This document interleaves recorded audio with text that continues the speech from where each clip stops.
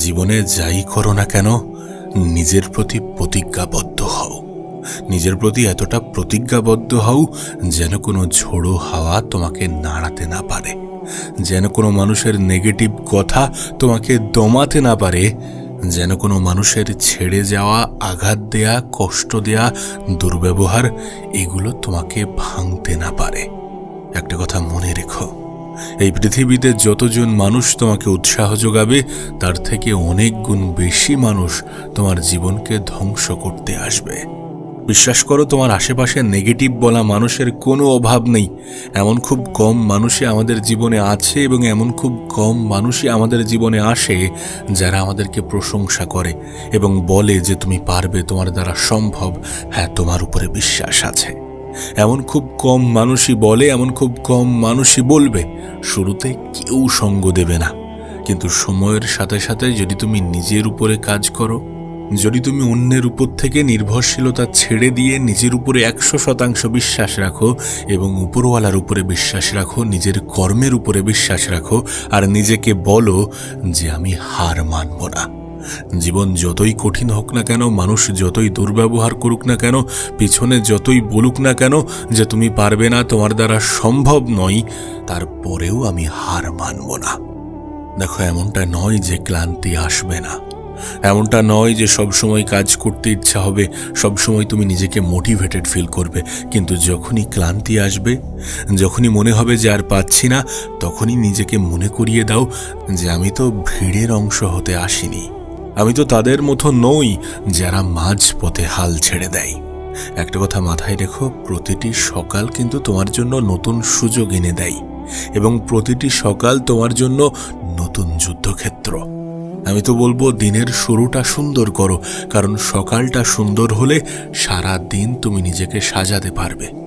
একটু সকালে ঘুম থেকে ওঠো, প্রয়োজনে একটা লিস্ট তৈরি করে ফেলো, দরকার হয় আগের দিন রাতেই একটা লিস্ট তৈরি করে ফেলো, দেন সেটা অনুযায়ী সকালে উঠেই কাজ শুরু করে দাও। এমনটা নয় যে কাল থেকে শুরু করব, এমনটা ভাবার কোনো প্রয়োজন নেই যে হাতে তো সময় আছে, সময় চোখের পলকে চলে যাবে। আর যারা কালের দোহাই দেয় তারা জীবনে কিছুই করতে পারে না। যদি তুমি জেদি হয়ে থাকো তাহলে সেই জেদ আজ থেকেই দেখাও, এখন থেকেই দেখাও, নিজের উপরে বিশ্বাস দেখাও। মানুষ বিশ্বাস করবে না, মানুষ তোমার উপরে তখনই বিশ্বাস করবে, তখনই বিশ্বাস দেখাবে যখন তুমি কিছু করে দেখাবে। শুরুতে সাপোর্ট করার মতো মানুষ তুমি পাবে না। শুরুতে সবাই অবহেলা করবে, সবাই ছোট করবে, হেয় করবে এবং বলবে যে তোমার দ্বারা হবে না। কিন্তু এই সব কিছুকে হজম করার পরে যখন তুমি নিজের উপরে কাজ করে নিজের জীবনটাকে সুন্দর করবে, তখন এই মানুষগুলোর বয়ান বক্তব্য পরিবর্তন হয়ে যাবে।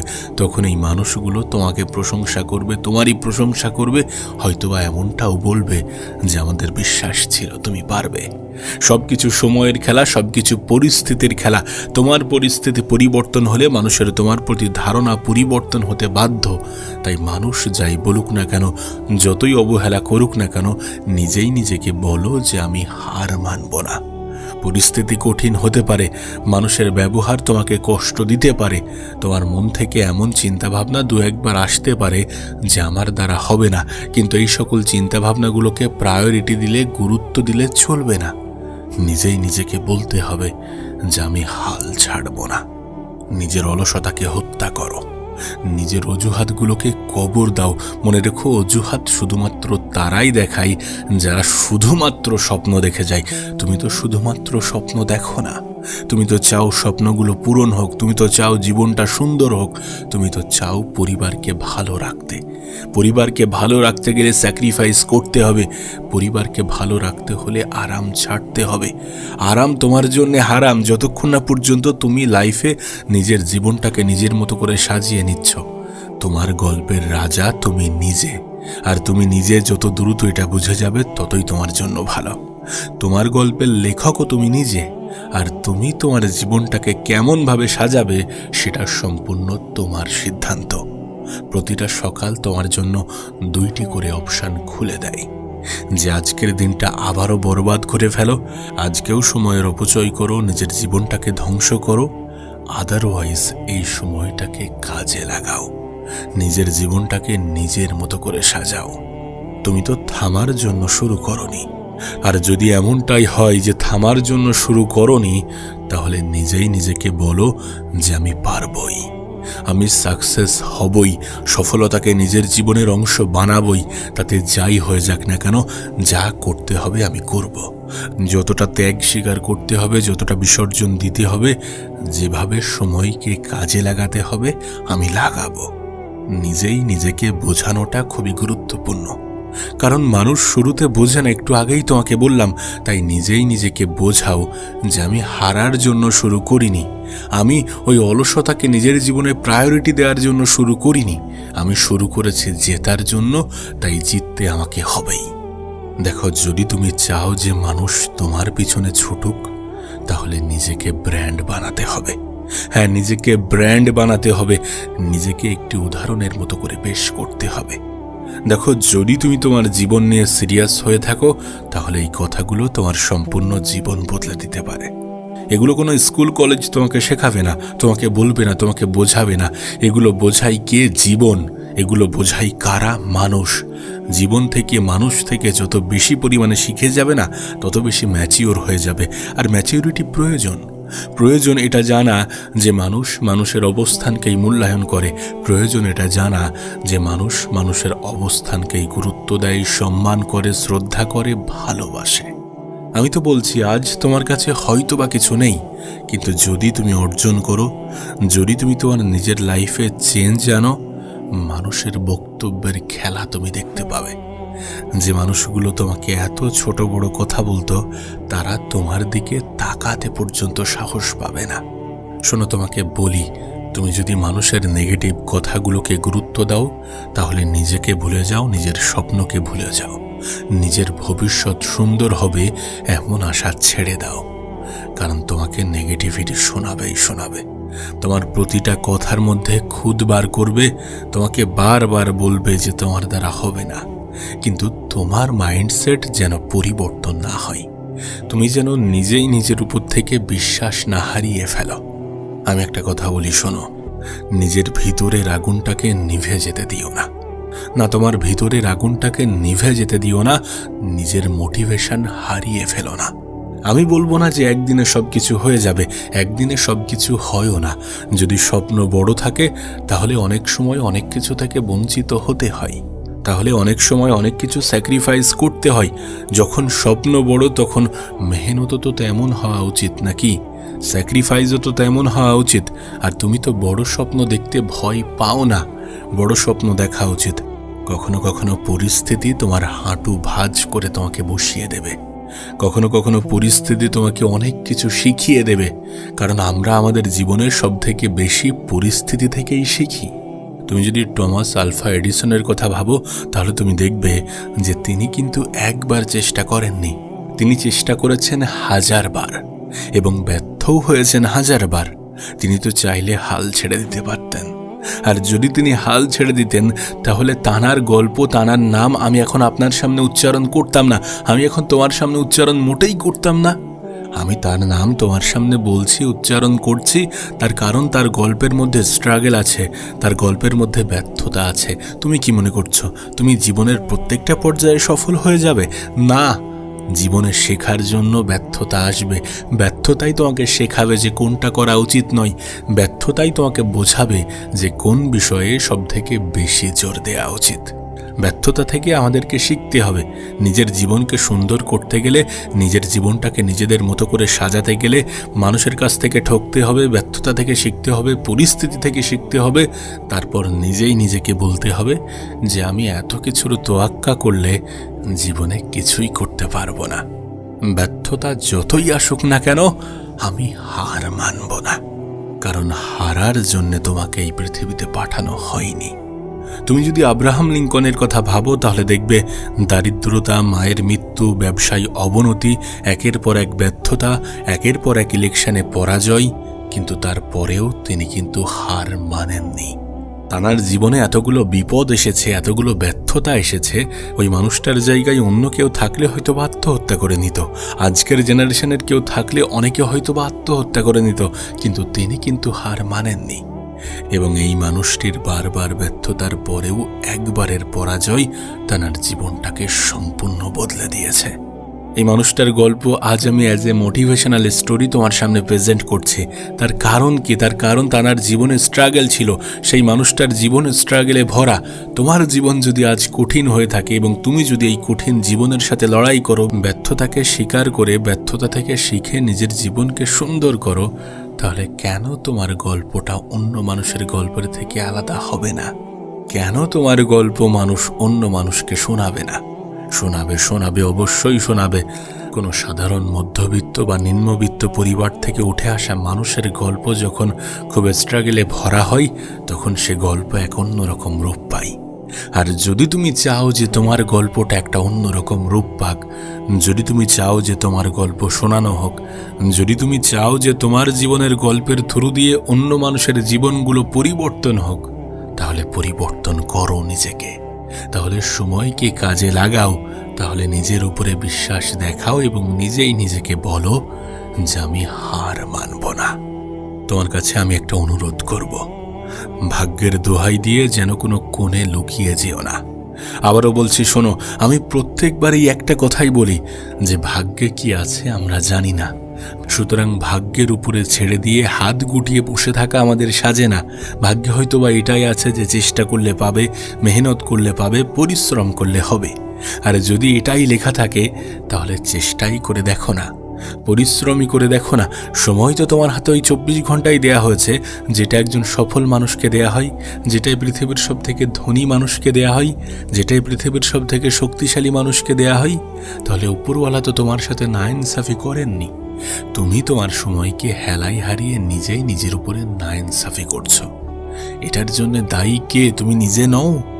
দেখো, জেদ যদি রক্তের মধ্যে মিশে থাকে, তাহলে ভাগ্যকেও পরিবর্তন করা যেতে পারে।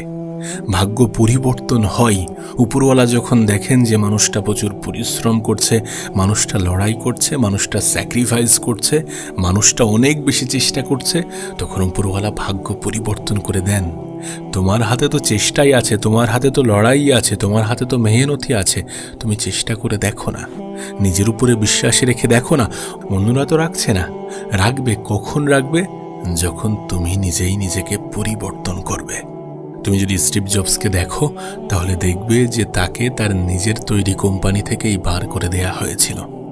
একবার ভেবে দেখো এটা কতটা কষ্টদায়ক যে তার নিজের কোম্পানি থেকেই তাকে বার করে দিয়েছিল। একটা মানুষের ক্ষেত্রে এতটা সহ্য করা কি সম্ভব? কিন্তু তারপরেও তিনি সহ্য করেছেন, তিনি হজম করেছেন, তিনি নিজের উপর থেকে বিশ্বাস হারাননি। তিনি বিকল্প কিছু পথ বেছে নিয়েছেন, সেটার উপরে কাজ করেছেন, দেন তারপরে নিজেকে প্রমাণ করে দেখিয়েছেন। এরপর বাধ্য হয়ে তাকে তার কোম্পানিতে আবার ফিরিয়ে আনা হয়েছে। না তিনি দমে গিয়েছিলেন, না তিনি থেমে গিয়েছিলেন। নেক্সট এবং পিক্সারের মতো নতুন কোম্পানি আবিষ্কার করে তিনি আবার প্রমাণ করেছিলেন যে ব্র্যান্ড কোনো কোম্পানির নামে থাকে না, ব্র্যান্ড থাকে মানুষের নামে। ব্র্যান্ড হয় মানুষের নামে। মানুষ যতক্ষণ আছে, ব্র্যান্ড ততক্ষণ আছে। আমি যতক্ষণ আছি, আমার তৈরি ব্র্যান্ড ততক্ষণ আছে। তাই বলছি, নিজেকে ব্র্যান্ড বানাও, যাতে তোমাকে কেউ চাইলেও অবহেলা করতে না পারে, যাতে তোমাকে কেউ চাইলেও ইগনোর করতে না পারে। দেখো, তোমার মেধা এবং ইচ্ছা শক্তি যদি থাকে, তাতেই যথেষ্ট।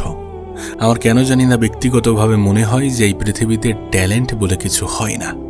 যে যত নিজের কাজকে ভালোবেসে করে এবং সময় দিয়ে করে, সে তত নিজের কাজের প্রতি দক্ষ হয়, আর সেই দক্ষতাকেই আমরা নাম দিই যে ট্যালেন্ট। আজ আমার কথাগুলো শুনে হয়তো অনেকে বলতে পারে, অনেকে বলে আমার ফ্রেন্ড সার্কেলে যে তুই খুব ট্যালেন্টেড, কিন্তু বিষয়টা মোটেই এমন নয়। আমি কতবার যে ব্যর্থ হয়েছি, কতদিন ধরে যে ট্রাই করে যাচ্ছি, সেটা যদি সবাই শোনে, তাহলে তারাও এটা বলবে, আরে আমিও তো পারবো। আর এটাই সত্য যে তুমি পারবে যদি তুমি চেষ্টা চালাও, যদি তুমি এক্সপেকটেশন কম রাখো এবং মেহনত বেশি করো। আজকের দিনে আমরা কি করছি? অতিরিক্ত পরিমাণে আশা রাখছি।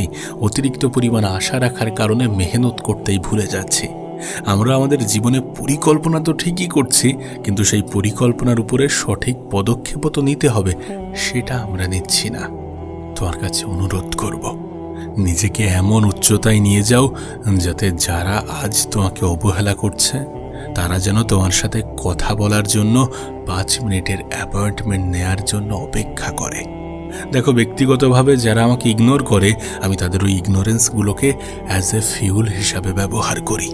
আমাকে অপমান, রিজেকশন এগুলো প্রচুর পরিমাণে মোটিভেট করে, প্রচুর পরিমাণে নিজের মধ্যে একটা জেদ ধরে রাখতে সাহায্য করে। দেখো, পরিশ্রমের কোনো বিকল্প নেই। প্রতিভা হয়তোবা তোমাকে লাইনে দাঁড় করাতে পারে, কিন্তু ওই লাইনটাকে একদম শেষ করার জন্য, শেষ রেখায় পৌঁছানোর জন্য যে জিনিসটার প্রয়োজন সেটা হচ্ছে পরিশ্রম, সেটা হচ্ছে কনসিস্টেন্সি। ওই যে বললাম, একদিনে হবে না, সময় লাগবে। বড় স্বপ্ন থাকলে বেশি সময় লাগবে।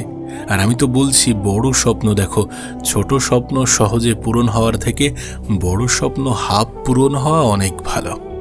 আজ যদি তুমি খেয়াল করো তাহলে দেখবে পৃথিবীর ম্যাক্সিমাম সফল ব্যক্তি, হ্যাঁ ম্যাক্সিমাম সফল ব্যক্তি হয় কোনো মিডল ক্লাস, না হলে কোনো লোয়ার মিডল ক্লাস ফ্যামিলি থেকে উঠে এসেছে। তাদের মধ্যে যে জিনিসটা ছিল সেটা হচ্ছে মাইন্ডসেট, তাদের মধ্যে যে জিনিসটা ছিল সেটা হচ্ছে আত্মবিশ্বাস, তাদের মধ্যে যে জিনিসটা ছিল সেটা হচ্ছে জেদ, ইচ্ছা শক্তি, তাদের মধ্যে যে জিনিসটা ছিল সেটা হচ্ছে লড়াই করার মানসিকতা। আজ এই পৃথিবীতে রাজা হওয়ার জন্য রাজার ছেলে হওয়াটা জরুরি নয়। আর যদি তুমি রাজা হও, তোমার বাপ রাজা ওই কারণে, তাহলে তোমাকে ট্রোলের শিকার হতে হবে। আমি তো বলবো এটা তোমার কাছে একটা সুযোগ, একটা অপরচুনিটি যে তুমি কোনো মিডল ক্লাস বা তুমি কোনো লোয়ার মিডল ক্লাস ফ্যামিলিতে জন্মগ্রহণ করেছো। ভীষণ হাইফাই ফ্যামিলিতে তোমার জন্ম হয়নি। তার কারণ এটার জন্য তুমি এই পৃথিবীর সবথেকে সফল ব্যক্তিদের সাথে নিজেকে রিলেট করতে পারবে। হ্যাঁ, হতে পারে যাদের কাছে সুযোগ আছে, যাদের কাছে বেশি অপরচুনিটি আছে, যারা একটু ধনী পরিবারে জন্মগ্রহণ করেছে, তাদের থেকে তুমি তোমার রেস একটু পিছন থেকে শুরু করছো। কিন্তু তার মানে মোটেই এমনটা নয় যে তুমি তোমার জীবন যুদ্ধে জিততে পারবে না। তোমাকে জাস্ট একটু বেশি পরিশ্রম করতে হবে, একটু বেশি এফোর্ট দিতে হবে এবং একটু বেশি কনসিস্টেন্সি বজায় রাখতে হবে। বাদবাকি সব হবে, সময়ের সাথে সব হতে বাধ্য। আবারও বলছি, শুরুর দিকে এই পৃথিবীর মানুষ তোমাকে দমানোর চেষ্টা করবে, তোমাকে থামানোর চেষ্টা করবে, তোমাকে নেগেটিভ কথা শোনাবে, কিন্তু সেগুলোকে ইগনোর করে যদি তুমি লড়াইটা জারি রাখো, যদি তুমি নিজের উপরে বিশ্বাস রাখো, তাহলে কেউ তোমাকে হারাতে পারবে না। আর এমনটা নয় যে তুমি তোমার জীবনে জয়লাভ করলে সবাই তোমাকে প্রশংসাই করবে। এমনও কিছু মানুষ আছে যারা তোমাকে হিংসা করবে, আর এই মানুষের সংখ্যা আপন মানুষের মধ্যেই বেশি। তাই সেটার জন্যও নিজেকে প্রস্তুত রেখো। তবে একটা কথা বলতে পারি যে আপন মানুষগুলোর অবহেলা, অপমান, অপব্যবহারের চেয়ে আপন মানুষের হিংসা অনেক ভালো। এতে করে নিজের প্রতি একটা প্রাউড ফিলিংস আসে। তাই বলছি, হার মানা সহজ, কিন্তু হার মানা যাবে না। তার কারণ সহজ পথ ম্যাক্সিমাম ক্ষেত্রে সুন্দর হয় না। সুতরাং জয়ী না হওয়া পর্যন্ত হাল ছেড়ো না।